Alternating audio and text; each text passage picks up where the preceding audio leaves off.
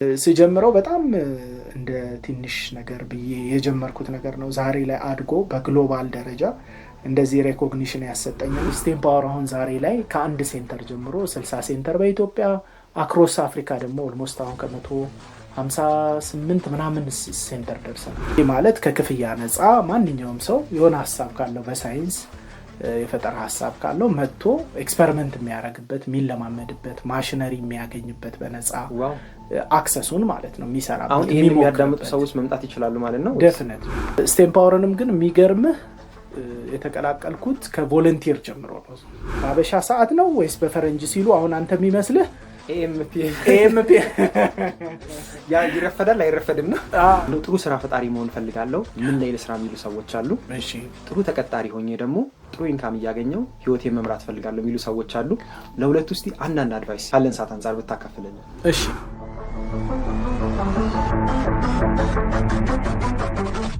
የምድራችን ትልቁ በረከት በደስታና ስኬት የሚኖር ህይወት ነው። ክብራትና ክብራን አድማጮቻችን እንዴት ቆያችሁን? እያዳመጣችሁ የምትገኙት የአዲስ አበባ ዩኒቨርሲቲ የማህበረሰብ ሬዲዮ ኤፍኤም 99.4 ነው። አሁን ወደ እናንተ በመድረስ ላይ የሚገኘው ፕሮግራማችን ደግሞ ዊዝደም ፖድካስት ይሰኛል። የዕለቱ እንግዳችን የስቴም ፓወር ኢንኩቤሽን ኤንድ ኢንተርፕረነርሺፕ ዊንግ ሄድ የኢቲ5ኤም ክለብ መስራች እንዲሁም ቮለንቲር እና አድቫይዘር ኮንሰልታንት የሆነው አቤል ተፈራ አጠገቤ ይገኛል። ከህይወት ልምዶ በመነሳት ዛሬ ብዙ ዊዝደሞችን እንዳስሳለን። ስለ በጎ ፈቃደኝነት፣ ስለ ቢዝነስ፣ ስለ ኢንተርፕረነርሺፕ እናወራለን። አብራችሁን ቆዩ። አቤል አክብረን ስለመጣህ ከልብ አመሰግናለሁ። እኔም ስለጋበዝከኝ በጣም አመሰግናለሁ። መልካም እንግዲህ ትንሽ ነው የነካሁት። ራስህን ብታስተዋውቀን ሳንተ። ኦልሞስት ጨርሰዋል ማለት እችላለሁ፣ ግን ሜቢ ለአድማጮችህም ትንሽ ስለ ራሴ ሃይላይት ለመስጠት አቤል ተፈራ እባላለሁ። በስቴም ፓወር የኢንተርፕረነርሺፕ ኤንድ ኢንኩቤሽን ዊንግ የሄድ ነኝ። ስቴም ፓወር ለተርፍ ያልተቋቋመ ኢንተርናሽናል የዩኤስ ቤዝድ የኤንጂኦ ነው። እዛ ላይ ሜንሊ ፎከስ አድርጎ የሚሰራው የስቴም የሚለው ሳይንስ፣ ቴክኖሎጂ፣ ኢንጂነሪንግ ኤንድ ማቴማቲክስ በተለይ ደግሞ የኢኖቬሽን ላይ ስታርታፕ ሰፖርት፣ አንተርፕረነርሺፕ ኢንኩቤሽን ላይ በጣም የረጅም ዓመት ልምድ ያለው እንዲሁም ደግሞ በኢትዮጵያ ፓዮኒር ኦፍ ስቴም ኤጁኬሽን የሚባለውን መስራች ከሚባሉ ተቋማት ውስጥ አንድ ነው። ኦልሞስት የ15 ዓመት እድሜ ነው ያለው። ስቴም ፓወርን ብዙ ለማያውቁ አድማጮች ግን ሆፕፉሊ የአዲስ አበባ ዩኒቨርሲቲ በደንብ ስቴም ፓወርን ያውቃል ብዬ አስባለሁ። ማህበረሰቡም ተቋሙም። በጣም አሪፍ። በዲቴል ሁሉንም እናካቸዋለን። ከሰሞኑ እንግዲህ ሊንክድኢንን እየጎበኘሁት ነበረ። አንድ ከሀገር ውጭ ነበርክ፣ እንዲሁም ኢኒሼቲቭ ላይ ነበርክ። እንግዲህ ስለዛ ኢኒሼቲቭ ቱር ስቴት ወሰነ ብታካፍለን። ተጉዤ የነበረው ወደ አሜሪካ ነው። በአሜሪካ ውስጥ አንድ ፕሬስቲጂየስ የሆነ በስቴት ዲፓርትመንት የሚመራ ፕሬስቲጂየስ የሆነ አንድ ፕሮግራም አለ። ኢንተርናሽናል ቪዚተር ሊደርሺፕ ፕሮግራም ይባላል። IVLP ነው የሚባለው። ሲንስ 1940 ጀምሮ እንግዲህ የነበረ ትላልቅ አገር መሪዎች፣ የቢዝነስ ሊደሮች፣ ብዙ ፕሮፌሰሮች እንግዲህ የአሜሪካ መንግስት በሀገራቸው ላይ በሚሰሩት ስራ ላይ ተመርኩዞ መርጧቸው እዛ ኤክስቼንጅ ፕሮግራም ላይ ሄደው የተለያዩ ስቴቶች ላይ ከሚገኙ አቻ ከሆኑ ባለሙያዎች፣ ለምሳሌ እኔ በሊደርሺፕ እና ቢዝነስ ዴቨሎፕመንት ላይ ነበረ የሄድኩት፣ በተለይ SME ላይ ማለት ነው። እና ያንን ልምድ ከማግኘት አንጻር ትሬኒንጎችንም ፋሲሊቲዎችንም አሰራሩ ምን ይመስላል የሚለውን ቃኝቶ ለሀገራችን ደግሞ ስንቅ ይዞ በመምጣት በሀገራችን ነባራዊ ሁኔታ ኮንቴክስት ለመስራት እንግዲህ የነበረ ፕሮግራም ነው። ኦልሞስት ወደ 5-6 ስቴቶች አካባቢ ናቸው። አጠቃላይ ብዙ ቦታዎች ነው የሄድነው። ያው ከኤክስፔሪየንስ አንጻር እንትኗ ቀኗ አጠር ያለች ነች እና ምንድነው ሜንሊ እኔ ፎከስ ማድረግ የምፈልገው ጉዞውን አገር ማየቱን ምናምን ብቻ አይደለም። ዛሬ የቴክኖሎጂ ዘመን ነው። እድሜ ለግሎባላይዜሽን። ማንም እዚህ ቁጭ ብሎ የትም ዓለም በምናብም ቢሆን መጓዝ ይችላልና ዋና ምክንያት ምንድነው? ዋናው ምክንያት እኔ ላነሳው የምፈልገው ምንድነው ኢቲ5ኤም ክለብ በመወከል ነው ተመርጬ ሄድኩት ማለት ነው። እና ያ ስሰራ የነበረው ኢኒሼቲቭ የዛሬ 2 ዓመት ነው። ኢቲ5ኤም አሁን 3ኛ ዓመቱ እየመጣ ነው። ኤፕሪል ላይ ሲጀምረው በጣም እንደ ትንሽ ነገር ብዬ የጀመርኩት ነገር ነው። ዛሬ ላይ አድጎ በግሎባል ደረጃ እንደዚህ ሬኮግኒሽን ያሰጠኝና በጣም ዛሬ ላይ ሆነን ስትራግል እያደረግን ትንሽ የሚመስለን ፕላስ ያው አንተም አሁን ይሄ ዊዝደም ፖድካስት የምትሰራው ነገር ነገ ጠዋት እንደነ ቴዴክስ ትላልቅ ፕሮግራሞች እንደሚያድግ አልጠራጠርም። እና ኢትስ ኦል አባውት ኮሚትመንት ኤንድ ዴዲኬሽን። በጣም ከሌላ የገዘፈ እውቀት ኖሮኝ ምናምን ልምድ ኖሮኝ ሳይሆን ዴዲኬሽንን እና ፕሮፌሽናሊዝምን በማየት በአፕሊኬሽንም አይደለም የተመረጥኩት። እኔ መመረጤንም አላውቅም እውነት ለመናገር ሰው አፕላይ አድርጎ ምናምን እንኳን አይመረጥም። ግን እኔ I don't know how they spot me ግን በሬኮሜንዴሽን ነው ሁሌ ፕሮግራሙም የሚደረገው እንደዛ ነው። እና ትላልቅ የሀገር መሪዎችን አንዋር ሳዳት የግብፁን ማርጋሬት ታቸር ሁላ የተሳተፉበት ፕሮግራም ነው። እና ሜቢ IVLPን ደግሞ ገባ ብለህ በደንብ አጠናዋለሁ። መልካም እንግዲህ አሁን የተለያዩ ኤሪያዎች አሉ በደንብ አድርገን እንዳሳቸዋለን ወደ በኋላ። ለሁሉም ግን ትልቁ መሰረት ውልደት አስተዳደግ ይመስለኛል። ውልደት አስተዳደግ ምን ይመስል ነበር የሚለውንስ ብናይ? ጥሩ። እኔ ተወልጄ ያደግኩት እዚሁ አዲስ አበባ ነው። እሺ የት ሰፈር ነው? እኔ ፒያሳ የሚባል ሰፈር ታውቃለህ? ከዚህ ብዙ ማል ከተማ ከዛ ነው የመጣው። የአራዶቹ ሰፈር ይባላል ፒያሳ። እንግዲህ ያው አዲስ አበባ እንደምታውቀው ሰፊ ነው። በጣም ብዙ ሰፈሮች አሉ፣ ምርጥ ሰፈሮች። ከነዛ ምርጥ ከሚባሉት ውስጥ አንዱ ነው እንግዲህ ፒያሳ። እዛ ነው ተወልጄ ያደግኩት። ውልደቴም እድገቴም እዛው ነው። ምንድነው ከዛ በተረፈ ያው ቤተሰቦቼ እንደማንኛውም ቤተሰብ ውልደታቸው እድገታቸው እንግዲህ ወደ ገጠር ወደሚባለው አካባቢ ነው። የገጠር ሰዎች ነበሩ። መልካም እንግዲህ ትምህርት ላይስ ምን አይነት ተማሪ ነበር የሚለውን ብናይስ? ኤሌመንተሪ ሃይ ስኩል ምን አይነት ተማሪ ነበርክ? አቤል በጣም ጂኒየስ የምትለው ተማሪ አልነበረም። እሺ ያው 3 ሌቭሎች ነው እንግዲህ በትምህርት ያሉት። አራተኛ እንግዲህ እንደነ ኤሎን ማስክ ነው የሚሆነው ሌቭሉ ከሆነ ማለት በጣም ሱፐር ጂኒየስ አይደለም ታረጋው ነው ይለማስል በጣም ኤክስትራ ታለንት ካላቸው ማለት ነው። አካዳሚክሱን በልጦት ሄዷል ነገር አይደል? እንደዛ ካላቸው ውስጥ የሚመደቡ ስላሉ እኔ ሞዴሬት ምንለው ይሻላል። ሞዴሬት ከሚባሉት ውስጥ ነበርኩኝ። የትምህርት ዝግጅቴን እንዳጋጣሚ የተማርኩት ኢንተርናሽናል ስኩል ነው። ኢንዲያን ናሽናል የሚባል የህንድ ኮሚኒቲ ስኩል ኢንዲያን ናሽናል ይባላል። አሁን ላይ ያለ አይመስለኝም። በጊዜው ግን በሰዓቱ እኔ በተማርኩበት ሃይ ስኩል እዛ ነው የተማርኩት። እስከ ስንት ነበር? እስከ ሃይ ስኩል ድረስ ያስተምራል? እስከ ሃይ ስኩል ድረስ አክቹአሊ እስከ 12ኛ ክፍል ድረስ ነው። ግን ካሪኩለማቸው ኢንተርናሽናል ስለሆነ በጊዜው የግድኛ ደግሞ ሚኒስትሪንም ማትሪክንም በአገሪቷ ካሪኩለም መውሰድ ስላለብን በዛ ምክንያት የተወሰነ ተምሬ ደግሞ ወደ ግል ትምህርት ቤት መጥቼ ኖዌራም ተምሬያለሁ፣ ሚኒሊክም ተምሬያለሁ። የመንግስት ትምህርት ቤት ማለት ነው። ሶስቱንም ሌቭል አካላል። ሶስቱንም አካትቻለሁ፣ ኢንተርናሽናል፣ ፐብሊክ እና ፕራይቬት። እሺ መልካም። ከዛ ውጭ ዩኒቨርሲቲ የገባኸው ሜካኒካል ኢንጂነሪንግ አዲስ አበባ ዩኒቨርሲቲ ነው። አዲስ አበባ ዩኒቨርሲቲ የነበረ ቆይታ ምን ይመስላል? አዲስ አበባ ዩኒቨርሲቲ በጣም ደስ የሚለኝ የምወደው ያው ስለተማርኩበት ብቻ ሳይሆን ረጅም ታሪክ ያለው ለሀገራችን ደግሞ ያው ግንባር ቀደም የሚባለው ዩኒቨርሲቲውም አዲስ አበባ ዩኒቨርሲቲ ነው። ለሁሉም መሰረቱ ለዩኒቨርሲቲ ማለት ነው። እና ኢትስ አ ፕሪቪሌጅ አንድ አን ኦነር።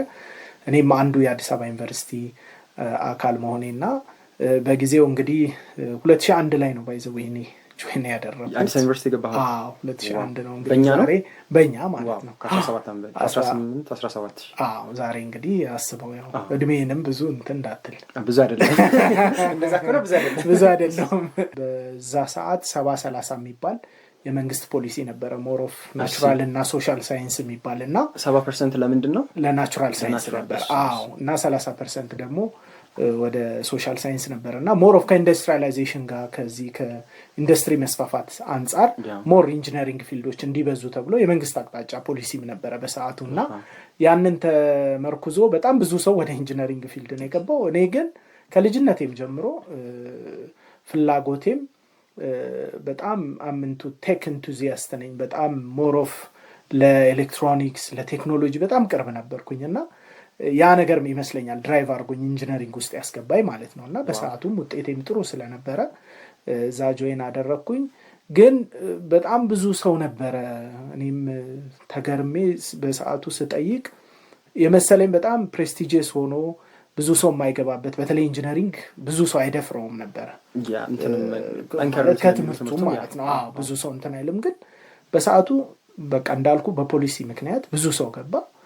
ከዛ ግን ኳሊፊኬሽን ጉዳይ ምናምን ሲመጣ ይቺ ክሪስማስ የምትባለውም ደግሞ ያው ስትመጣ ብዙ ሰው በዛው ልክ ወጣ ማለት ነው። እና ከዛ ውስጥ ሰርቫይቭ አድርገው ከተመረቁት ውስጥ እንግዲህ አንዱ ነኝ ማለት ነው። በጣም አሪፍ። እንግዲህ ትምህርት ላይ ያለህን አይተናል።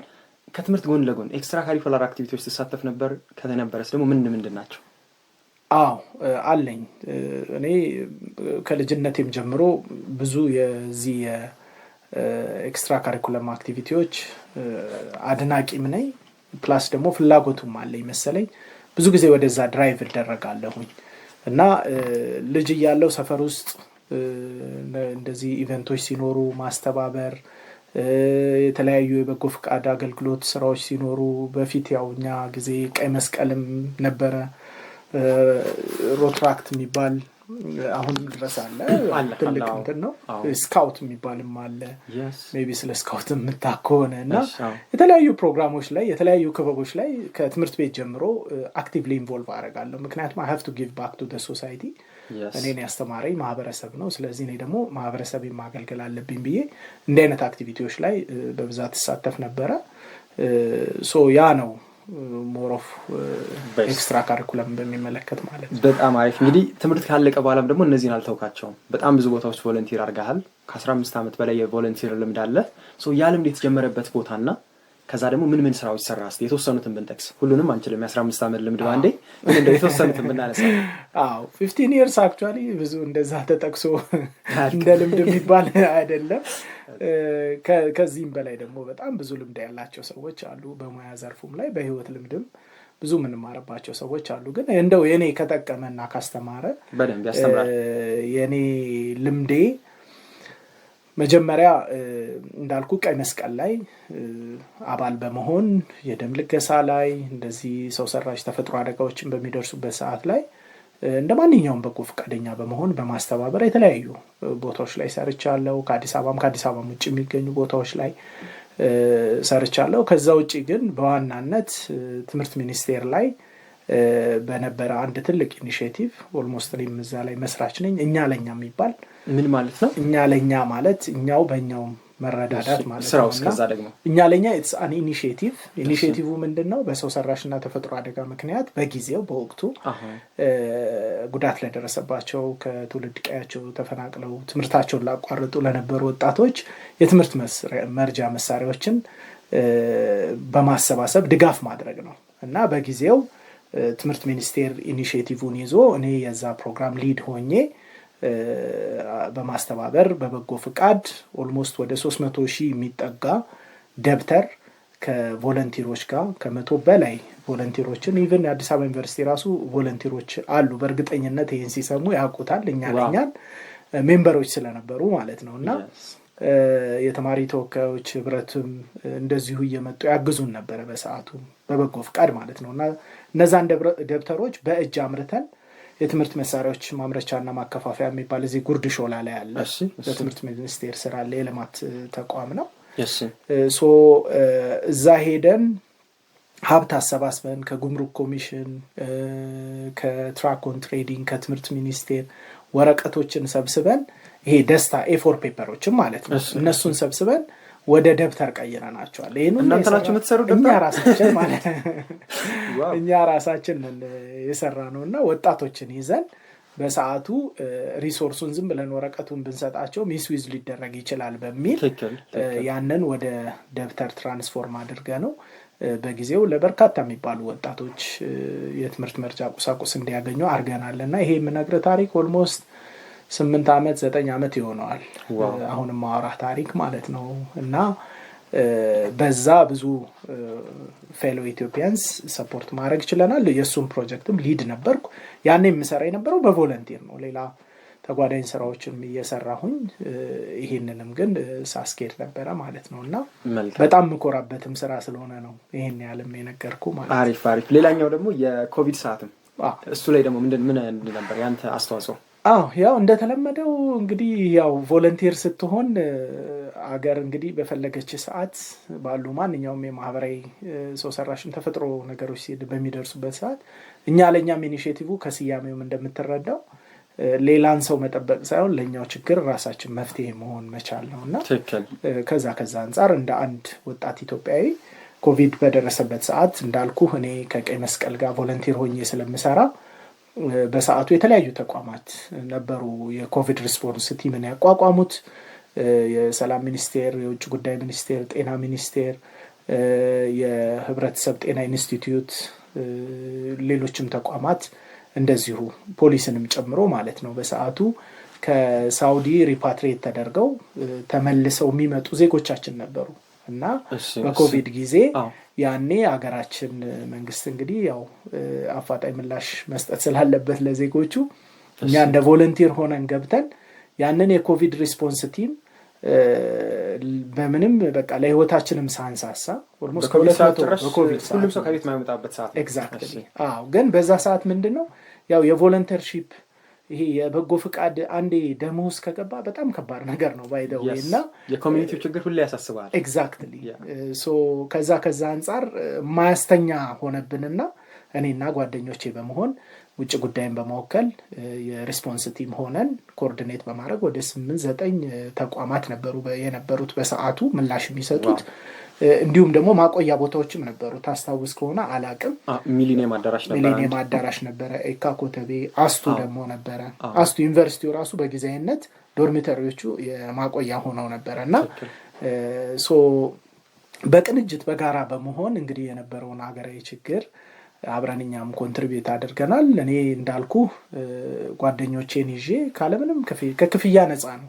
ህይወታችንን ሪስክ ውስጥ ከተን ግን ዜጎቻችን ከሀገራቸው በሚመለሱበት ሰዓት ክብራቸው ዲግኒቲያቸው ተጠብቆ መምጣት አለባቸው ብለን ኤርፖርት ድረስ ገብተን ከፕሌን በሚወርዱበት ሰዓት እያንዳንዱ ምርመራ ሲደረግላቸው ፋሲሊቴት ከማድረግ አንፃር ብዙ ስራዎችን ሰርተናል። ለዛም ደግሞ እውቅና አግኝተንበታል። I'm always proud of my volunteer activities by the way ከሌላው ከምሰራቸው ስራዎች ሁሌ ስናገርም ደስ የሚለኝ የበጎ ፍቃድ ስራ ነው የኖርኩት ስለሆነ ማለት ነው። yes ሪዛልት የሆነ የምታገኘውን ጥቅም ብቻ ሳይሆን እንትኑን ኢምፓክቱን ነው የምታስበው ከጥቅሙ በላይ ኢምፓክቱን አስበህ ነው እየሰራህ ያለው ለዛ በቃ ሁሉ ጊዜ ፕራውድ ያደርጋል። ትክክል በጣም አሪፍ። ሌላው ደግሞ እንግዲህ በበጎ ፍቃደኝነት በደንብ ከሚሰሩ ተቋሞች መካከል አንዱ ጌርጌሶኒያ ነው።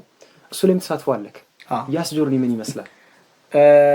እሱም እንግዲህ ሌላው የበጎ ፍቃድ እንግዲህ ስራ መሳተፍበት ነው። እሱ ደግሞ ጌርጌሴኖን የአእምሮ ህሙማን መርጃና ማገገሚያ ማዕከል ይባላል። በአእምሮ ህመም የተጠቁ ወገኖቻችንን ከጎዳና ላይ በማንሳት ድጋፍ የሚያደርግ ሀገር በቀል የሆነ የእርዳታ ድርጅት ነው። ጉለሌ ንግድ ባንክ አካባቢ ላይ አንድ አእምሮ ህመም ታማሚ የሆነች ሴት ቁጭ ብላ የውሻ ቡችሎች እያጠባች ያይና ሰዎች ይነግሩትና ይሄድና እሷን በማየት ጌርጌሴኖን በሰዓቱ እንግዲህ እንደዚህ አይነት ስራዎችን አእምሮ ህሙማን እንደሚረዳ ስለሚያውቅ ከተቋሙ ጋር ሰዎች ይዘዋት ይወስዷታል እና እዛ እየተረዳች ትገኛለች የሚል ኢንፎርሜሽን እንደ ዜና አድርጎ ማለት ነው። ከዛ እዛ ሲሄድ ተቋሙን ጎበኘው፣ እሷንም አየው። በጣም በሚገርም ሁኔታ ለውጥ አምጥታለች። ኦልሞስት እዚህ አዲስ አበባ ውስጥ ከመጣች 2 ዓመት አካባቢ ነው። ከዛ ተቋሙ ላይ እየተረዳች ብቻ በህክምናም በምንም በመድኃኒትም ኦልሞስት ጥሩ በሚባል ቁመና ላይ ነች። ያ ታሪኳ ጠፍቶ ማለት ነው። እና በጣም ተገረምኩኝ። ልጆች እንዳላት፣ ቤተሰብ ትዳር እንዳላት ብዙ ነገሮችን ነገረችን ማለት ነው። ከዛ ስታወራ በቃ እኔ ጓደኞቼን አስተባብሬ አገርሽ ድረስ ወስደን ከቤተሰቦችሽ ጋር እናገናኝሻለን ይሄን በቃ ፋሲሊቴት አደርጋለሁ ብዬ ምንም እኔ ዝም ብዬ በልበ ሙሉነት ነው ምንም ነገር ኖሮኝ አይደለም። ግን ያው ወጣቶችንም ጓደኞቼም እንደዚሁ በመንሰራው ስራ አብረውኝ ስለሚያግዙኝ በሰዓቱ በቃ የተወሰነ ከራሳችን ከምንሰራው ቤተሰብ ማስቸገረን የሆነ የሚረዱም ተቋማት ካሉ የሆነ ነገር አድርገን እንሰዳት ብለን በጊዜው እኔ ምሰራበት የነበረ መስሪያ ቤት ነበረ። ያንን መኪና አስፈቅጄ የምትኖርበት ባሌ ድረስ በመኪና ይዘን ሄደን እዛ ኦልሞስት እንደሞተች ነው የሚያውቁት የሚገርመው ማለት ነው። ቤተሰቦቿ ባሏ ልጆች 2 ልጆች አሏት እና በጣም በሚገርም ሁኔታ ያ ነገር እንግዲህ አንዳንዴ የጥሪም ሊሆን ይችላል አታውቀውም። እና አንድ ስቴፕ የሆነ ሰውን ለመርዳት በምታረግበት ሂደት ራሱ ደግሞ ፈጣሪ የሚረዳህ ነገር አለ። ሶ በእኛም ብርታት በፈጣሪም ደግሞ እርዳታ አገሯ ከቤተሰቦቿ ጋር አገናኝተናት ከቤተሰብ ጋር እንድትገናኝ ልጆቿን እንድታገኝ አድርገን ያው ተመልሰናልና ሁሌ የምኮራበት ስራም አንዱ ይሄ ነው። ጃርቲ ነው ስሟ፣ ጃርቲ በዳሶ ትባላለች። በዚህ አጋጣሚ ጃርቲ አንድ ሰው ብትሆንም ግን የእሷ ታሪክ ደግሞ በጣም ብዙዎችን የሚያስተምር ስለሆነ እርስ በርስ ብንረዳዳ፣ እርስ በርስ ብንደጋገፍ፣ ትንሽ ትልቅ አይልም። መረዳዳት ገንዘብ ብቻ አይደለም፣ ባለን በእውቀት በጎ በማሰብም ሰዎችን ልንረዳቸው እንችላለን እና ይሄ ደግሞ ትክክልም ስለሆነ እንደ አንድ እንግዲህ ኢትዮጵያዊ ይሄ አንዱ የቮለንቲር እንግዲህ ጀርኒ ነው ማለት ነው። ከዛ በተጨማሪ እንግዲህ ለመጀመሪያ ጊዜ ያገኘው ስራስ ደግሞ ምን ይመስላል? ከዩኒቨርሲቲ እንደጨረስክ? አክቹዋሊ እኔ ዩኒቨርሲቲ ያለው ነበረ ስራ የምሰራ የነበረው። ምንድን ነበር የምሰራው ስራ? አንድ ኢኤምኬ ትሬዲንግ የሚባል ኢምፖርት ኤክስፖርት ላይ የሚሰራ ተቋም ላይ የግል ድርጅት ነው። እዛ ላይ ነው ስሰራ የነበረው። የቤተሰብ ቢዝነስ ነበረ። ቢዝነሱ በጊዜው ሞሮፍ የኢምፖርት ቢዝነስ ነው ስራውና እዛ ላይ የሰራሁ ነው። እንግዲህ ቅድም አሁን ያልኩንም የጃርቲ ታሪክም መኪና ምናምን ብዬ ያገናኘውልህ እሱ ነው። ፕሮፌሽናሊ ግን ከትምህርት እንደጨረስኩኝ ግራጁዌት አድርጌ እንደወጣሁኝ የገባሁት ኢኮቶፒያ የሚባል አንድ ሪሳይክል የሚያደርግ ካምፓኒ ነው። የሱ ፕላንት ኢትዮጵያ ውስጥ ሲቋቋም የጎማን ወደ ፊውል የሚቀይር ነው። በተለይ ለሲሚንቶ ፋብሪካዎች ይጠቀሙታል። ትላልቅ ፋብሪካዎች ቦይለሮችን ለማሞቅ የሚጠቀሙት ኖርማል ነዳጅ አይደለም፣ ያንን ዘይት ነው የሚጠቀሙት፣ ሪሳይክል የሆነ ዘይት ማለት ነው። እና ከዛ በተረፈ ደግሞ ያ ጎማው ተቃጥሎ ፕሮዳክቱ ከዘይቱን ባለፈ ፊውልም ይሆናል። ፕላስ ደግሞ ይሄ እንደ የጫማ ሶል የሚሰራበት ሮ ማቴሪያልም ግብአት ይሆናል ማለት ነው። ጥቁሩ ካርበን አሽ ነው። ያንን በመጠቀም ለሶልም ለጫማ ፋብሪካዎችም ይሰራል እና በጣም የሚገርም ኤንቫይሮንመንታል ላይ የሚሰራ ካምፓኒ ነው። ብዙ ቆይታ አልነበረኝም ኢኮቶፒያ ላይ። ልክ እንደ ተቋቋመ ስለነበር እኔም ፍሬሽ ግራጁዌት ሆኜ እንደገባው ፕላንት ሌአውት ዲዛይን ላይ ነው የተሳተፍኩት። በሙያዬ እዛ ነው የመጀመሪያ እንግዲህ ቅጥሬ ማለት ነው። እሱም ፕራይቬት ካምፓኒ ነው። ከዛ በዘለለ ግን ቀጣይ እንግዲህ የሰራሁት ስቴም ፓወር ላይ ነው ማለት ነው። አሁንም ያለሁበት ኦልሞስት አሁን ስቴም ፓወር ላይ ወደ 6ኛ ዓመት እየተጠጋሁ ነው። እንግዲህ ፕሮፌሽናል ጀርኒ ከኢኮቶፒያ በኋላ ወደ ስቴም ፓወር በመምጣት ስቴም ፓወር ላይ ከፕሮጀክት ማናጀርነት ዛሬ ላይ እንግዲህ የአንትረፕረነርሺፕ ኤንድ ኢንኩቤሽን ዊንግ ላይ ነው። ስቴም ፓወርንም ግን የሚገርምህ የተቀላቀልኩት ከቮለንቲር ጀምሮ ነው። እሱም አንድ በጣም የሚገርመኝ ማለት ነው። ስቴም ፓወር ከመግባቴ በፊት ስለ ስቴም ፓወር ሰምቼ የሚሰራውን ስራ እኔ እንዳልኩ ሞር ኦፍ ቴክኖሎጂ ላይ በጣም ፍላጎት ስለነበረኝ ትምህርቴም ከዛ ጋር ሄዳል። ኢንጂነሪንግም ስላጠናው ስቴም ላይ በጣም ፎከስ ሆኜ ነበረና እንደዚህ አይነት ተቋማትን በማይበት ሰዓት እንደ አጋጣሚ እሱንም አጋጣሚ ነው በነገራችን ላይ የስቴም ፓወር በየአመቱ ኖቬምበር 10 ላይ የሳይንስ ኤንድ ኢንጂነሪንግ ፌር በዓለም አቀፍ ደረጃ ዩኔስኮ የሚያከብረው ናሽናል ሳይንስ ኤንድ ኢንጂነሪንግ ፌር ይባላል እና ኖቬምበር 10ን በማስታከክ እኛም ኢትዮጵያ እንደ ኢትዮጵያ እናከብራለን። የዓለም አቀፍ የሳይንስን ቀን ማለት ነው። ከትምህርት ሚኒስቴር አስተባባሪነት ሌሎችም ተቋማት ሚኒስትሪ ኦፍ ኢኖቬሽን ኤንድ ቴክኖሎጂ ሌሎችም በሳይንስ ላይ የሚሰሩ ማለት ነው። ከዛ ያንን ፕሮግራም ቮለንቲር ሆኜ ትዝ ይለኛል የመጀመሪያውን እነሱ ሲያዘጋጁ አይ ቲንክ 3ኛው ወይ 4ኛው አመት ሲያዘጋጁ ነው። ይሄን በየአመቱ የሚዘጋጅ ፕሮግራም ነው ሲያከብሩ ማለት ነው። እዛ ላይ ቮለንቲር ሆኜ የኢትዮጵያ ሳይንስ አካዳሚ የምታውቀው ከሆነ አላወቅኩም። እሺ የኢትዮጵያ አካዳሚ ኦፍ ሳይንስስ ይባላል ሸጎሌ ላይ እዛ ነበር የተካሄደውና እዛ ቮለንቲር ሆኜ ኮኦርዲኔተር ሆኜ ኢቨንት ላይ ያው በበጎ ፍቃድ ማለት ነው ተሳተፍኩኝ።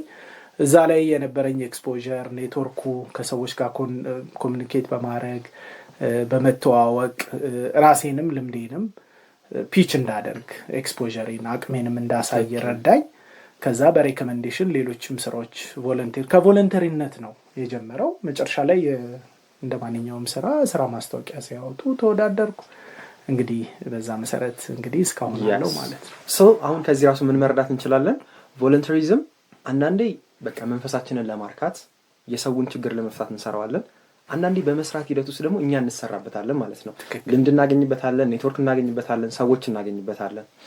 ሌላው እኔ እናንተም የተዋወቅ ነው ቮለንቲር እያደረክ ነው። ሄልዝ ፕራይዝ ኮምፒቲሽን ውድድር ላይ ዳኛ ነበርክ። ሄልዝ ፕራይዝ ለማያውቁት ሰዎች የአንትረፕረነርሺፕ ውድድር ነው። ከዛ ጋር በተያያዘ ስታርታፖችንም ሜንቶር ታደርጋለህ፣ አድቫይስ ታደርጋለህ። ኢትዮጵያ ውስጥ ያለውን የስታርታፕ ኢኮሲስተም እንዴት ታየዋለህ? የራሳችን የአንትረፕረነርሺፕ ኤንድ ኢንኩቤሽን ዊንግ አለ፣ እኔ ሊድ ማደርገው። የራሱ ደግሞ ስቴም ፓወር ውስጥም ፋብሪኬሽን ላብ አለ። ይሄ ማለት ከክፍያ ነፃ ማንኛውም ሰው የሆነ ሀሳብ ካለው በሳይንስ የፈጠራ ሀሳብ ካለው መጥቶ ኤክስፐሪመንት የሚያደርግበት የሚለማመድበት ማሽነሪ የሚያገኝበት በነፃ አክሰሱን ማለት ነው የሚሰራበት። አሁን ይሄን የሚያዳምጡ ሰዎች መምጣት ይችላሉ ማለት ነው? ዴፊኒትሊ ስቴም ፓወር እስካሁን ድረስ አሁን በዚህ ሂደት ኦፕሬት እያደረገ ነው። እንደውም ብዙ ከአድማጭና ከአንተ ሰዓት አንጻር ብዙ እንዳላበዛ ብዬ ነው እንጂ ኢትዮጵያ ውስጥ የተገደበ አይደለም። 60 ስቴም ሴንተሮች አሉት። በነገራችን ላይ የትኛውም ክልል የኢትዮጵያ ጫፍ ብትሄድ ስቴም ፓወር አለ። ዩኒቨርሲቲዎቻችን ላይ፣ ሃይ ስኩሎች ላይ አለ። ይሄ ለህፃናት ከሃንድስ ኦን የሆነ ፕራክቲካል ፕሮጀክት ቤዝድ የሆነ በተግባር ልምምድ እያደረጉ ሞር ኦፍ የኛ ትምህርታችን ቲዮሬቲካል ነው።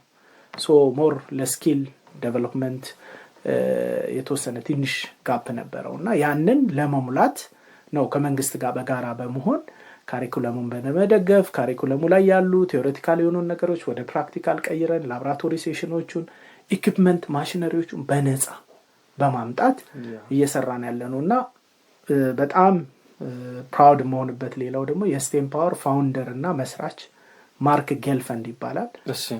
እሱም አሜሪካዊ ነው። ፊላንትሮፒስት ነው። ለአፍሪካ ምግብ እርዳታ አይደለም የሚያስፈልጋት። አፍሪካ በጣም ታለንት አለ። ልጆቿ በጣም ዳይናሚክ ናቸው። እነሱም ብናስተምር የሳይንስ ኤክስፖዠር እንዲኖራቸው ብናረግ አፍሪካ ለራሱ አይደለም ለዓለም ትተርፋለች የሚል አስተሳሰብ ስላለው የዛሬ 15 ዓመት እኛን የማያቀን በመልክም በምንም በዘርም በሃይማኖቱ ከኛ ጋር የማይመሳሰል ሰው በኢትዮጵያኖች ታለንት ምክንያት በመደነቅ እሱ እንዳልኩ አሜሪካዊም ነው፣ ጂዊሽም ነው፣ እስራኤላዊም ነው እና እስራኤል ውስጥ ደግሞ ኢትዮጵያውያን ይኖራሉ። ታውቃለህ፣ ፈላሻዎች የሚባሉ ኮሚኒቲዎች አሉና እነሱ ቤተ እስራኤላውያን ይባላሉ። በእነሱ የሚማሩ የኢትዮጵያውያን ልጆችን እዛ ውስጥ እስራኤል በሚሄድበት ሰዓት አይቶ የዛሬ 15 ዓመት እንዴት የሳይንስ ውድድር ላይ ነው ያያቸው፣ ኤግዚቢሽን ላይ ማለት ነውና እናንተ እንዴት እዚህ ተገኛችሁ ብሎ ሲጠይቃቸው እንደዚህ የሥራ ፈጠራ ይዘን ኢትዮጵያውያን እስራኤል ውስጥ ነው የምንኖረው፣ ቤተሰቦቻችን ኢትዮጵያውያን ናቸው፣ ከኢትዮጵያ የመጡ ቤተ እስራኤላውያን ናቸው፣ እኛ ለሳይንስ ባለን ፍቅር እዚህ ልንወዳደር ነው ብለው ከእስራኤል ኢንጂነሮች ጋር ነው እንግዲህ ልጆች ጋር የሚወዳደሩት ማለት ነው። የሮቦቲክስ ኮምፒቲሽን ነው። በጣም ተገርሞ እሱ ነጭ ነው፣ ብዙ አያውቅም፣ ስለ ኢትዮጵያም ስለ አፍሪካ የሚያውቅ ሰው አይደለም እና በጣም ኢንስፓየርድ ሆኖ እንዴት ከነሱ ጋር እነሱ እናት አባቶቻቸው ኢንጂነሮች ናቸው፣ ሳይንቲስት ናቸው፣ ከልጅነታቸው በሳይንስ ነው ያደጉት። እናንተስ? ኢትዮጵያ ሲባል አፍሪካ ነው የሚመስላቸው አብዛኞቹ ማለት ነው ነጮች። በነገራችን ላይ እንደ አንድ ሀገር ነው የሚያዩን ማለት ነው። ብዙ ሀገራት እንዳሉ ማያውቁም ከ50 በላይ ከዛ 54 ሀገራት ማለት ነው። እና ከዛ በኋላ ታሪኩን ነገሩት። ምንድነው እንደረዳችሁ የምትፈልጉት? እሱም የሳይንስ ሰው ነው፣ ሳይንቲስት ነው፣ ብዙ ፈጠራዎች አሉትና እንደዚህ እኔም ባክግራውንድ እንትን ነው፣ በጣም ለሳይንስ ፍቅር አለ፣ ምን ልርዳችሁ ብሎ ሲላቸው ሮቦቲክስ ኪት ግዛልን፣ እንወዳደራለን፣ እዚህ እናሸንፋለን አሉት። እሺ ባሉት መሰረት በቃላቸው ከአመታት በኋላ አሸንፈው እሱን ጋበዙት ማለት ነው። ዋው! እንግዲህ ይሄ በጣም you need to be proud of our በደንብ ኢትዮጵያን እንግዲህ ተማሪዎቻችን ማለት ነው ምን ያህል ዳይናሚክ እንደሆነ የሚያሳይ ነውና በዛ ውድድር ሲያሸንፉ በቃ እነዚህ ልጆች ቃላቸውን ጠብቀው ባረኩላቸው ነገር ዓለም አቀፍ ውድድር ነው እዚህ ደረጃ ላይ ስታንዳርዱን ጠብቀው ካሸነፉ በቃ ሄጄ ሀገራቸው ማየት አለብኝ ብሎ እሱ መጥቶ ባየው ነው ማለት ነው። እንግዲህ ስቴም ፓወር አሁን ዛሬ ላይ ከአንድ ሴንተር ጀምሮ 60 ሴንተር በኢትዮጵያ አክሮስ አፍሪካ ደግሞ ኦልሞስት አሁን ከ158 ምናምን ሴንተር ደርሰናል። ማጆሪቲ ኢትዮጵያ ውስጥ ነው ያለው። ማጆሪቲ ኢትዮጵያ ውስጥ ከ158 60 ማለት ሶ ያ ነው እንግዲህ በኢንተርፕረነርሺፕ በኢኖቬሽን በስታርታፕ ሰፖርት ላይ ወጣቶች ያኔ ሲመጡ ለስራ ፈጠራ ሲመጡ በዛ ስቴም ሴንተር ላይ ያሉት ስለ ቢዝነስ ማማከር፣ ስለ ፋይናንስ፣ በተለይ አንተርፕረነርሺፕ ላይ ስራ ፈጠራ ላይ ስታርታፕ ላይ ምን ህጎች አሉ ከፖሊሲ አንፃር ፕላስ ደግሞ ከአሰራር ከቢዝነስ አንፃር ያለኝን የተማርኩትን ቀመስኩ ከሌሎች ጠይቄ ያገኘሁትን ልምድ ለነሱ በማካፈል በማማከር በርካታ የሚባሉ ወጣቶች ስታርታፕ ትሬኒንግ አንተርፕረነርሺፕ ትሬኒንግ የሰለጠኑ ካሉ አሁን እዚህ አዲስ አበባ ዩኒቨርሲቲ ውስጥ ብዙዎቹ በእርግጠኝነት አውቃቸዋለሁኝና ዋው ያን ይመስላል ጆርኒ። በጣም በጣም አሪፍ። እንግዲህ አንተርፕረነርሺፕ ላይ ያለ ጆርኒ ይሄንን ይመስላል። ስታርታፕን አይተናል፣ አንተርፕረነርሺፕ አይተናል። ያንተ ስታርታፕ ላይ ደግሞ እንምጣ። ቅድም ነካ አርገናት ነው የመጣ ነው ET5AM እንግዲህ ቅድም ከጠቀስክልን አንፃር the 5 AM ከሚለው ሩል ከሚለው መጽሐፍ ጋር ነው የተነሳው። ከሱ መጽሐፍ ነው የተነሳው። ሰው ለሊት 11 ሰዓት መነሳት ሚለው ላይ ነው የሚያተኩረው ያ መጽሐፍ አይደለ? ያንተስ ምን ላይ ነው የሚያተኩረው? ትክክል። እሺ ያው ነው እንዳልኩ ነው እኔ ኮንቴክስቹአላይዝ ነው ያደረኩት። እሱ መጽሐፍ ካነበብኩ በኋላ በጣም ይሄንን ማለት ይሄ ሀቢት ከድሮም ከልጅነቴም የነበረኝ ነኝ። እኔ በጣም የጧት ሰው ነኝ። ጧት ነው የምነሳው። ስንት ሰዓት ላይ? 10 ሰዓት ተኩል ነው የምነሳው። 10 ተኩል ማታ ሰዓት ተኛለህ? በጊዜ ነው የምተኛው። በጊዜ ነው ማክሲመም እንደው ባመሽ እንኳን 3 ሰዓት ነው። በጊዜ ነው የምተኛው። አይ ሜክ ሹር በደንብ መተኛቴ ማለት የጧት ሰው ነህ ማለት ነው። የጧት ሰው ነኝ። የጧት ሰው ነኝ። ቀኔን የምጀምረው 10 ሰዓት ተኩል ነው። ስራዬን የምጀምረው ከዛ ሰዓት ጀምሮ ነው።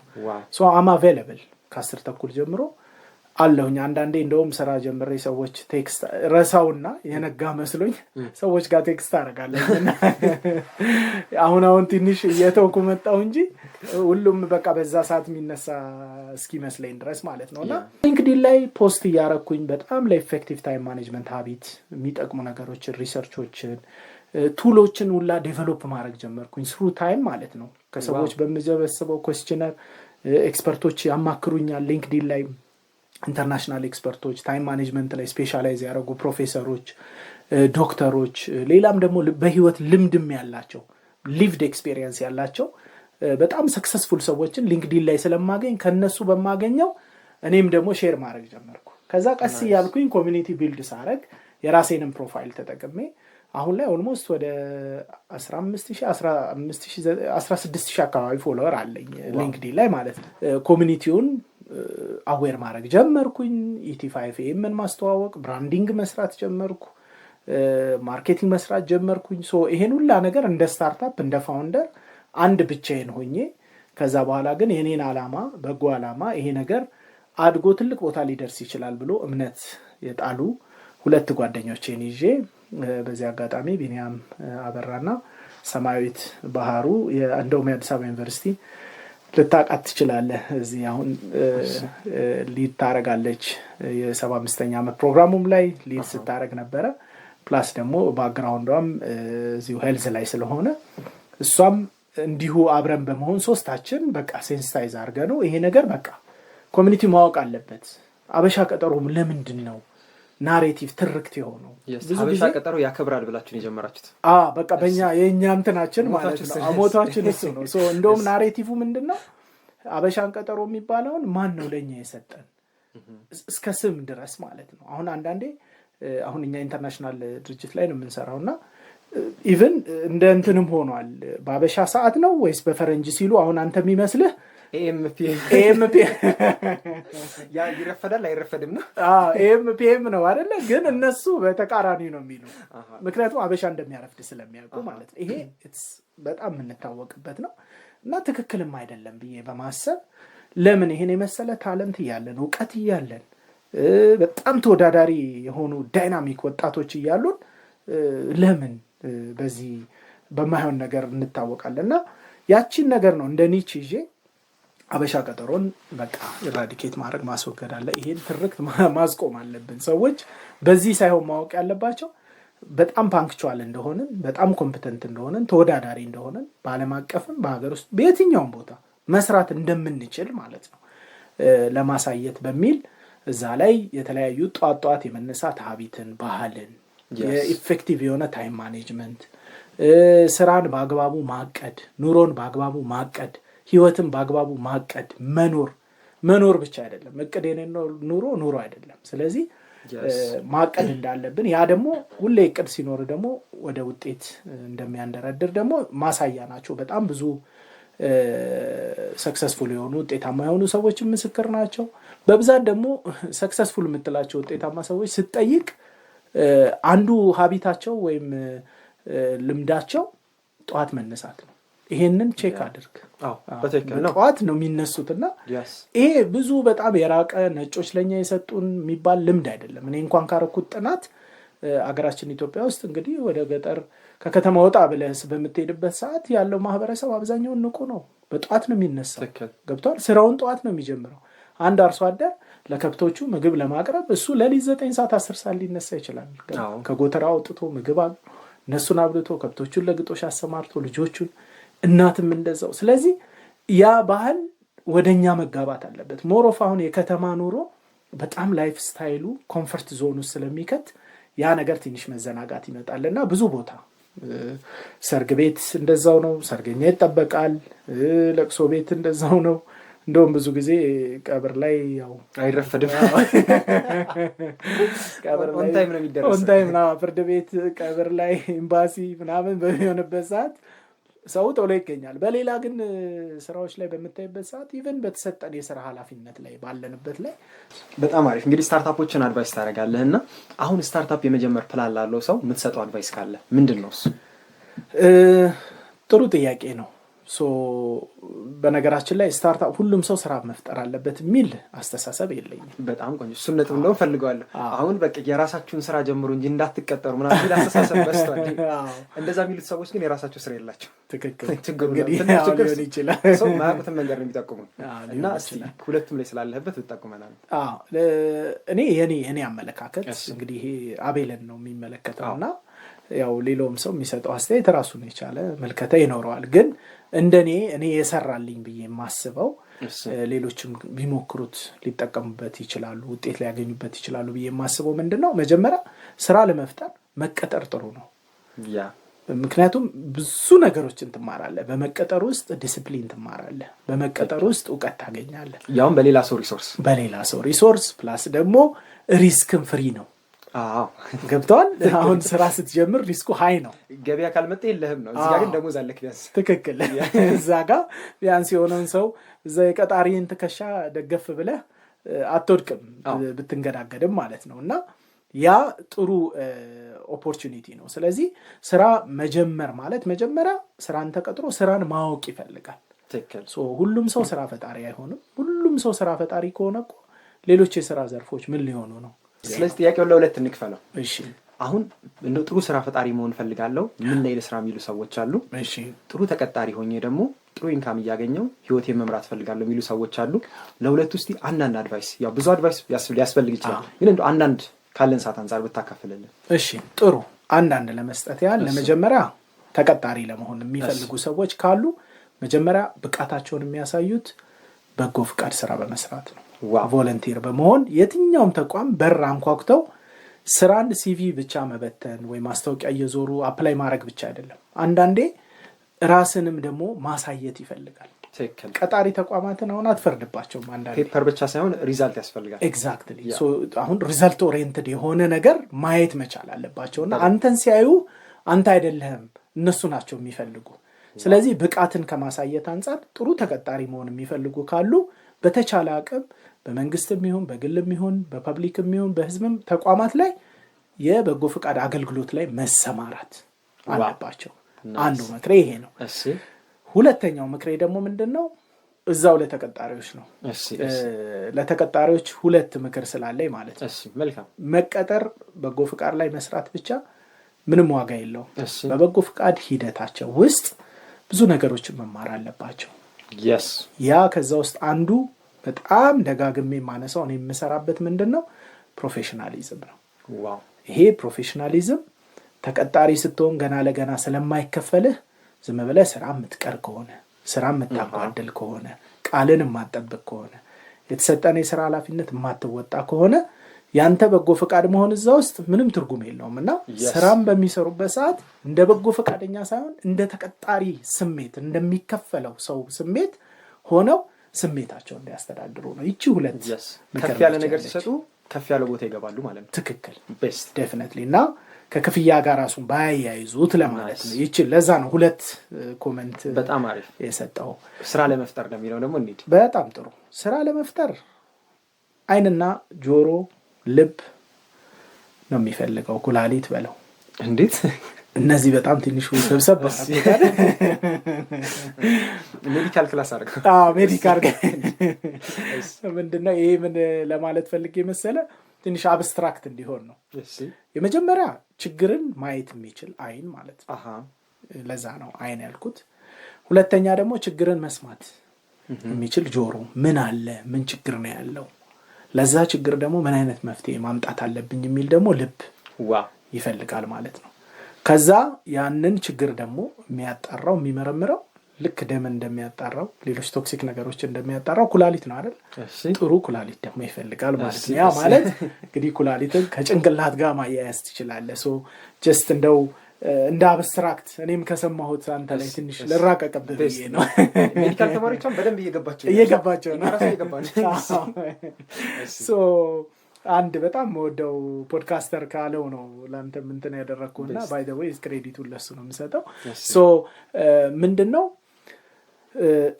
ችግሮችን ማየት ብቻውን ትርጉም የለውም እንደ አንድ ስራ ፈጣሪ። ለዛ ችግር ምን መፍትሄ ላመጣ እችላለሁ እኔ በኔ ካፓሲቲ፣ ከዛ ደግሞ ከራስ ካፓሲቲ በላይ ባለ ቢዮንድ ሪሶርስን ወይም ሀብትን ማየት መቻል። ብዙ ጊዜ አሁን እኛ ትልቁ ችግራችን ምንድነው? ችግርን የሚያይ ችግርን የሚሰማ ብቻ ጆሮ ሆነና በዛ ነው የተቃኘው ሁሉ ነገራችን አይደለ? ስለዚህ በጣም ብዙ ነገሮች ላይ ችግሩ ላይ ብቻ እናተኩርና መፍትሄውን ደግሞ እንተነለዋለን። በጣም የሚገርም ስራ መፍጠር ማለት 50% ወይ 50% አንድ ሰው ስራ ፈጠረ የሚባለው ችግሩን በደንብ ሲረዳው ነው። ይሄን ታውቃለህ? በሳይንስ ማለት ምን ለምን መቼ እንዴት በማ ምክንያት በምን አይነት ሰርከምስታንሶች የሚሉትን ነገሮች ትክክል። ችግሩን መረዳት ማለት ለመፍትሄው 50% መቅረብ ማለት ነው። ስለዚህ ኦልሬዲ እነዚህ የምናያቸው በየአካባቢያችን በሌሎችም ቦታዎች በስርዓት በምን ያሉ ማህበረሰባዊ የሆኑ ኢኮኖሚያዊ የሆኑ ችግሮችን እዛው ለሎካል ፕሮብለም ሎካል ሶሉሽን መስጠት እንችላለን።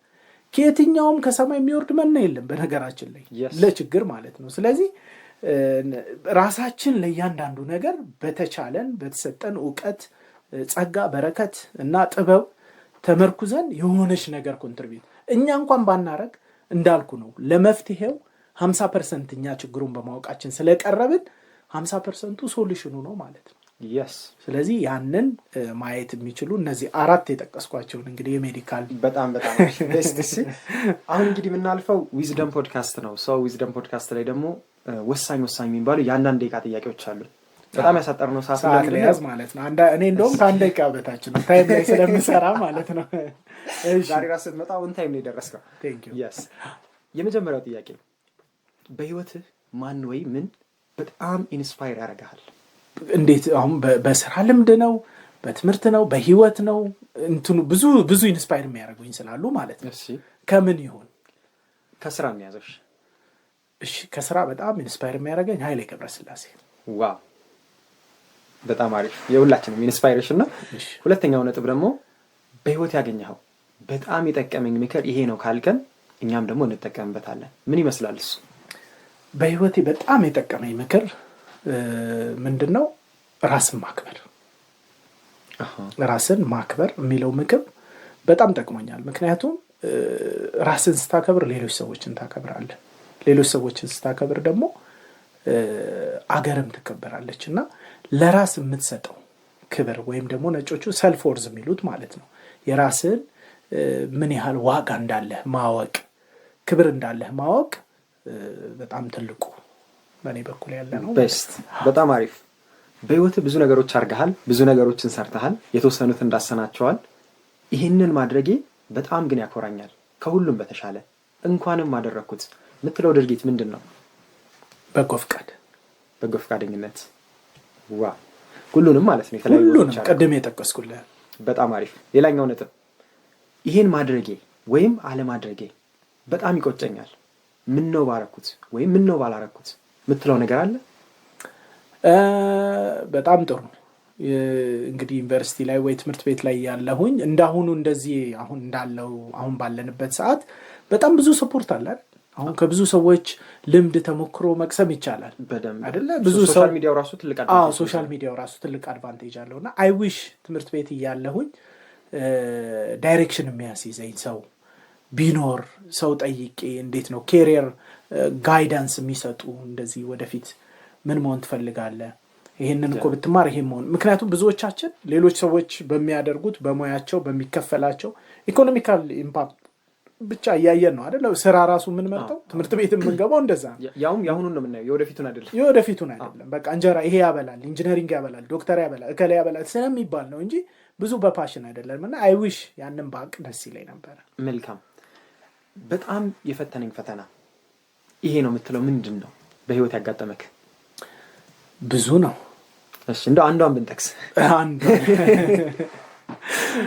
እሺ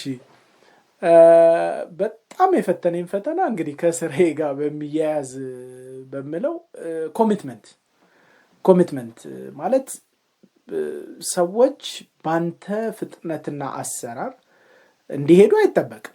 ትክክል ነው። ግን ኮመን የሚያደርግ አንድ የሚያረጋን ለምሳሌ የሆነ ወርክ ኤቲክስ አለመኖር በቃ የሥራ ባህላችን ትንሽ ደካማ ነውና ሞቲቬሽናችን ከብዙ ነገር ጋር እናያይዘዋለን። አሁን የሆነ ሰው ለምንድን ነው ስራን በአግባቡ ማትሰራው ትምህርት ምን ኢኮኖሚ እንደዚህ ስለሆነ እንትን ስለሆነ ጣት ነው የምንጠቁመው እንጂ ጀስት ከኛ ያለውን ኤፈርት እኔ ማድረግ ያለብኝን አርጌ ኮምፕሌን ባረግ ደስ ይለኛል። ግን በጣም ብዙ ጊዜ ነው ቻሌንጅ የሚያረገኝ ወርክ ኤቲክስ ነው ያለን የሥራ ባህላችን በጣም ቻሌንጅ ያረገኛል። እሺ ሌላኛው ደግሞ በህይወት ያገኘሁት በጣም የጠቀመኝ እድል ይሄ ነው የምትለው አለ? በጣም የጠቀመኝ እድል የምለው አንዱ አሁንም ተመልሼ የምመጣው እንግዲህ ያው ቮለንተር በማረግባቸው ተቋማት በሄድኩባቸው ውጭ ጉዳይንም ጨምረ ትምህርት ሚኒስቴርንም ጨምረ ጌርጌሴኖንም ጨምረ ሌሎችም ተቋማትም አሉ ብዙ አልዘረዝራቸውም እና እነሱ በሰዓቱ እኔ ይሄ ሙያ አለኝ ይሄን መስራት እችላለሁ ስል ስቴም ፓወርንም ጨምረህ ማለት ነው መሰራበትንም ተቋም ጨምረህ በኔ ታለንትና በኔ ስኪል ብቃት አምነውብኝ ያን እድል ኦፖርቹኒቲ ስለሰጡኝ በዚህ አጋጣሚ ይሄ ነው ለኔ ፕሮብለም ሆነበት ማለት ነው። መልካም። ሌላኛው ደግሞ ምን ያዝናናል? እኔ በባህሪ በጣም ተጫዋች ሰው ነኝ። ኮሜዲ ነገር በጣም ደስ ይለኛል። መሳቅ በጣም ነው የምወደው። ሰዎችም ሲስቁ በጣም ደስ ይለኛል። ከዛ ውጪ ያው እንዳልኩ መጽሐፍት ማንበብ ያስደስተኛል። በትርፍ ጊዜ አንዳንድ ቦታዎች ታሪካዊ የሆኑ ቦታዎች መጎብኘት። አንዳንድ ሰዎች ደግሞ ሌላው በጣም የሚገርምህ ደቂቃ ያልቋል መሰለኝ ግን ችግር የለም። ሰዎችን ከሰዎች እንግዲህ አንተም ፕሮግራም ዊዝደም አይደለ? ሰዎች በጣም ብዙ ዊዝደም ያላቸው ሰዎች አሉና ዝም ብዬ ስትሬንጀሮችን ትላልቅ ሰዎችን ሳገኝ ወጣቶችን ሳገኝ የሆነ ኔትወርኪንግ ኢቨንት ላይ I just want to know their journey እና ጠይቃቸዋለሁ። እሱ ራሱ በጣም የሚያዝናናኝ ነገር ነው። የሰዎችን ስቶሪ መስማት በጣም ማዳመጥ ላይ ጥሩ ነኝና ሰዎችን ስሰማ ብዙ ነገር ስለምማርበት ለራሴም እንደ ተማሪ ነው። አንዳንዴ ኖቱን ላይ ይዛለሁ። በቃ የሆነ ነገር ሲነግሩኝ ኖቱን ላይ ያያስኩ ነው እንትን ማረገውና I think እሱ ያዝናናኛል ቤስት። ሌላኛው ደግሞ በቃ አሁን ማንበብ ያዝናናኛል ብለህና አንብባቸው በጣም ይጠቀሙክ 3 መጽሐፎች ብትጠቀሙ ቆንጆ በጣም አሪፍ። የመጀመሪያው The Power of Now ነው። ኤካርት ቶል ይባላል። ናይስ። እሱን በጣም ቆይቷል ካነበብኩትና በጣም ወደው ለህይወቴም በጣም ብዙ ነገር ይጠቀመኝ ማለት ነው። ኤካርት ቶል አንዱ ነው። ሁለተኛው the 5 AM Club የሮቢን ሻርማ እሱን በጣም ወደዋለሁኝ። ሶስተኛው ሪች ዳድ ፑር ዳድ ታውቀዋለህ? ሮበርት ኪዮሳኪ እሱን ሪች ዳድ ፑር ዳድ እሱ ብዙ አሉ መጽሐፎች በተነተነልህ አቶሚክ ሃቢት አለ ጄምስ ክሊር ብዙ መጽሐፎች አሉ። ግን እነዚህ ሶስቱ ሁሌ ለላይፌ የጠቀሙኝ መጽሐፎች ናቸው። በጣም አሪፍ። ሌላኛው ዊዝደም ፖድካስት ስለሆነ ለወጣቶች ባስተላልፍ የምትለው ዊዝደም አድቫይስ ካለ ምን ይሆናል እሱ? ትልቁ ዊዝደም ምንድነው? እኔ ለወጣቶች ራስን ማወቅ ነው። ራስን ማወቅ just you have to know yourself። ራስን ወደ ውስጥ ማየት፣ ወደ ውጭ ብቻ አይደለም፣ ወደ ውስጥ ማየት። ራስን በምታይበት ሰዓት ብዙ ነገሮችን ትማራለህ። በጣም ብዙ ነገሮች። ሀምብል ትሆናለህ። ሀምብል መሆን ደግሞ በጣም ከብዙ ሰው ጋር ለመኖር በመቻቻል በመከባበር ሰዎችን ሪስፔክት በማድረግ የሰዎችን ባውንደሪ በመረዳት ለመኖር ይረዳል። እና አንዳንዴ ወጣቶችን የምመክረው ምንድነው ራስን በጥሞና በጸጥታ ውስጥ ሆኖ ራስን ማዳመጥ ማየት ማለት ራስንስ መጠየቅ እኔ ማን ነኝ ብሎ መጠየቅ መቻል በጣም ትልቅ ዊዝደም ነው። ይሄ የመጨረሻው ጥያቄ ነው። ብዙ ጊዜ ተዘለዋል ይሉኛል አድማጮች ማለት ነው። ትዳር፣ ቤተሰብ፣ ልጆች ምን ይመስላል? ቴንክ ዩ። ያው ቅድምም ትንሽ ጠቀስ ላደርግ ብዬ ነበር። ያው ጥያቄውን እኔ ባለትዳር ነኝ። የ3 ልጆች አባት፣ 3 ሴቶች ልጆች አሉኝ። ዋው። ቤተሰብ አስተዳዳሪ ነኝ። እንግዲህ በወጣትነት እድሜ ነው በጣም አሪፍ ወደ ትዳር ህይወት ውስጥ የገባሁት።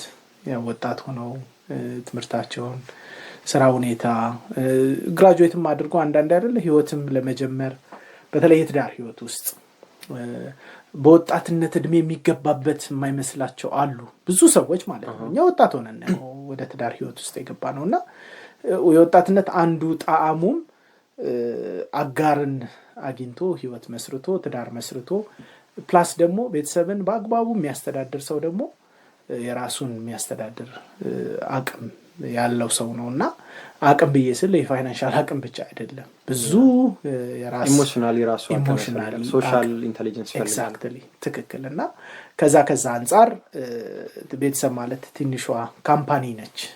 እንደ ስታርታፕ በላት ያቺ እዚህ ጋር ያለውንም ለዛኛው ስታርታፕም በጣም ያን ይመስላል። ያው የመጨረሻው ነጥቤ ነው። ብዙ ጥያቄ ጠየቅኩ። እኔ የምጠይቀኝ ጥያቄ ካለ ደግሞ ትችላለህ። በጣም ጥሩ። እኔ አንተን የምጠይቅ ጥያቄ ምንድነው የዛሬ 3 አመት እንግዲህ በአጭር ጊዜ እቅድህ ውስጥ ይነቃቸውን የት ቦታ ነው እንግዲህ የምታስቀምጠው? እሺ እንግዲህ ከተለያዩ ነጥቦች ሊሆን ይችላል። የመጀመሪያው ትምህርቱን ተምሮ መጨረስ ሊሆን ይችላል በ3 አመት እቅድ። ሁለተኛው ደግሞ ከሚዲያ አንፃር ካየነው ትልቅ ሚዲያ ቢውልድ ማድረግ፣ ሶሻል ሚዲያ ላይ በደንብ ኢንፍሉዌንስ ማድረግ የሚችል። መጀመሪያ ስንጀምር የምድራችን ትልቁ በረከት በደስታና ስኬት የሚኖር ህይወት ነው ብያለሁኝ። የኔ ሚዲያዎች ላይ የሚመጡ ሰዎች እና ደግሞ ከእንግዶች የሚማሯቸው ነገሮች አንደኛ ደስተኛ ለመሆን ማለትም ባላቸው እንዲያመሰግኑ የሆነ ኮምፔር አድርገው እንትና እዚህ ጋር ደርሶ ምናምን የሚሉበት እንዳይሆን፣ ሁለተኛው ደግሞ ስኬታማ እንዲሆኑ ማለትም ያላገኙትን ነገር ለማግኘት እንዲሰሩ ያንን ማስቻል የሚችል ኮሚኒቲ ላይ ያንን ኢምፓክት መፍጠር የሚችል ትልቅ ሚዲያ ቢውልድ ማድረግ ነው ሁለተኛው። ሶስተኛው ደግሞ ጥሩ መድረክ መሪ መሆን። እነዚህን ይመስላል። ኦኬ ይሄ በአጭር ጊዜ ነው። 3 አመት 6 አመትስ? 6 አመት እናርጋ። ያጭር የመካከለኛና የረጅም ብዬ ልጠይቅ ነው። በጣም አሪፍ፣ በጣም እንደ መንግስት እቅድ ማለት ነው። ቆንጆ ነው። እሺ እንደውም ራሴንም አናላይዝ እያደረኩ ነው። እሺ አሁንም እንግዲህ ትምህርቱ ሻልቋል ብለን ያስ 2 ይቀራል። 2 ናቸው ያሉት። በ6 አመት ውስጥ ትልቁ ህልሜ የመጀመሪያው የፋይናንስ ዘርፍ ላይ ትልቅ ኢንፍሉዌንስ መፍጠር ነው። ሁለተኛው ደግሞ የራሴን ተቋሞች መገንባት ነው። ቆንጆ ካምፓኒ ቢውልድ ማድረግ ቢኮዝ እስከዛ ድረስ የምከተረው ምናምን ጥሩ ልምድ ለማግኘት በደንብ ይጠቅማል ብዬ አምናለሁ። ምናልባት ቢዝነሱ እንዳለም ሆኖ ተቀጥሬም ልሰራ እችላለሁ። እስካዋጣ ድረስ ችግር የለውም። የራስ ቢዝነስ ምናምን ብቻ ማለት ነው። ሰው እነዛ ናቸው። ኦኬ ረጅም እናድርግ ማለት አይቀርም እያረዘምኩብህ ነው። እንግዲህ 12 አመት ልተውና 10 አመት ይነቃቸውን የዛሬ 10 አመት የት እንጠብቅ? 30 ስደርስ ማለት ነው። እሺ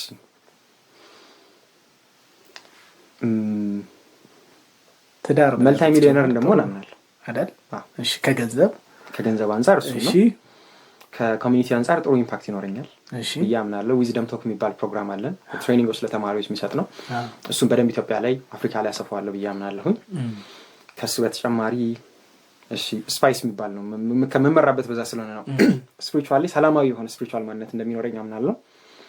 ጤና ላይ መጠበቅ፣ በደንብ ጂም የሚሰራ ሰው አሁንም ሰራለሁ ግን ያው ቀጥልበታለሁ በሚለው የሚያዝ ምን ላይፍ ቀረኝ ኢንተሌክቹዋል አይደለ ኢንተሌክቹዋሊ ደግሞ አነባለሁ አሁንም ከዚህ በኋላም በደንብ ቀጥልበታለሁ እሱም በቃ የሆነ ፍሩትፉል ያው ነው የለም የሆነ ሰው ችግር ሲነግረው መፍትሄ ማምጣት የሚችል በቃ እውቀት ያለው ኤክስፒሪየንስ ያለው ከዛ በተጨማሪ ደግሞ ስኪሎች ያሉት አፕላይ መደረግ ቢችሉ ዊዝደሞች ያሉት ሰው ያንን ቢውልድ ማድረግ ነው የሚገርም ነው በጣም የሚገርም ፐብሊክ ማድረግ ያልፈለኳቸው ነገሮች አሉ ገብቶኛል እስካሁን ግን እኮ አላገባህም ግን እስካሁን አላገባህም 10 ዓመት ድረስ ከዛ በኋላ ደርሰ ቴንክ ዩ ሶ ማች አመሰግናለሁ ለዛ ብዬ እሺ ቴንክ ዩ እኔ በጣም ነው የማመሰግነው አክብረን ስለመጣ ያለህን እውቀት የህይወት ልምድ ሳትሰስት ስላጋራህን ፕላስ ደግሞ ዊዝደም ፖድካስት ስንል የኖርከውን እስካሁን ድረስ ያወራህን ሶ ኤቭሪቲንግ ዊዝደም ነው ስለ ታይም ማኔጅመንት ቮለንተሪዝም ስለ ትዳር ስለ ስራ ስለ ኢንተርፕረነርሺፕ ኤቭሪቲንግ ያወራህን እና ስለ ሁሉም ነገር ከልብ አመሰግናለሁ በአዲስ አበባ ዩኒቨርሲቲ ሬዲዮ በዊዝደም ፖድካስትም ስም